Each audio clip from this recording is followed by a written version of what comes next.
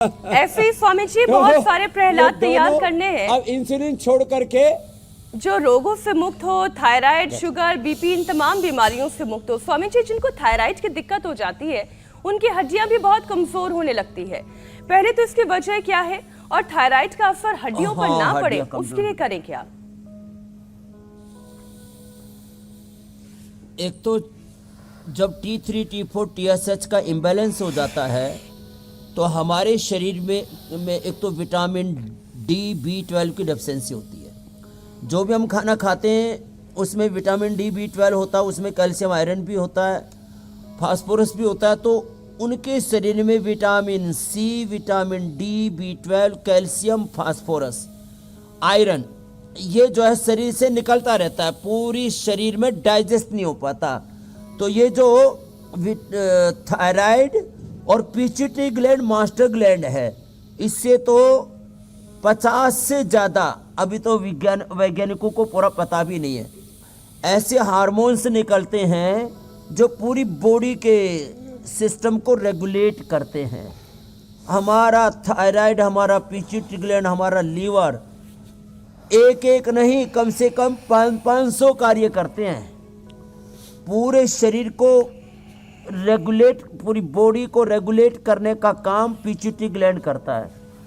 और वो गड़बड़ हो जाए तो TSH गड़बड़ हो जाता है, और T3, T4 का गड़बड़ होने से TSH पर असर पड़ता है। ये वाइस वर्सा है, माने आपका थायराइड ग्लैंड अच्छा रहेगा तो पिट्यूटरी ग्लैंड ठीक रहेगा, पिट्यूटरी ग्लैंड ठीक रहेगा तो थायराइड ग्लैंड ठीक रहेगा, और दोनों ठीक रहेंगे तो पूरा शरीर ठीक रहेगा। तो हम लोग रोज कम से कम 5 से 10 आसन करवा देते हैं। मंडूक आसन, शशकासन, योग मुद्रासन, वक्रासन, गोमुखासन। कोई अपने रोग के अनुरूप 5 से 10 आसन रोज कर लें तो फिर थायराइड रेगुलेट रहेगा और हड्डियां मजबूत रहेंगी। फिर भी हड्डियां कमजोर हैं तो क्या करें? सुबह धूप में बैठ जाए। अब जैसे आपने भी कहा ठंड आ रही है, देखो हमारे यहाँ पर भी अभी सामने सुबह उठे तो हम दौड़े तो पसीना आ रहा था, आपने देखा ना, पसीने से लथपथ मुझे। और अब देखो, अब यहाँ ठिठुरन हो रही है। तो सुबह सूरज की धूप में बैठ करके योगाभ्यास करें, सूरज की धूप में बैठ करके आसन करें, प्राणायाम करें, व्यायाम करें, और हमारी तरह से थोड़ी लंगोटी धोती बांध करके कम कपड़ों में जितना सन रेज का एक्सपोजर होगा ना उतना ज़्यादा। कैमरे की दृष्टि से तो ये लाइट बहुत अच्छी होती है, कैमरे पर बहुत अच्छा फोटो आ रहा है, आर्टिफिशियल लाइट लगानी नहीं पड़ रही है।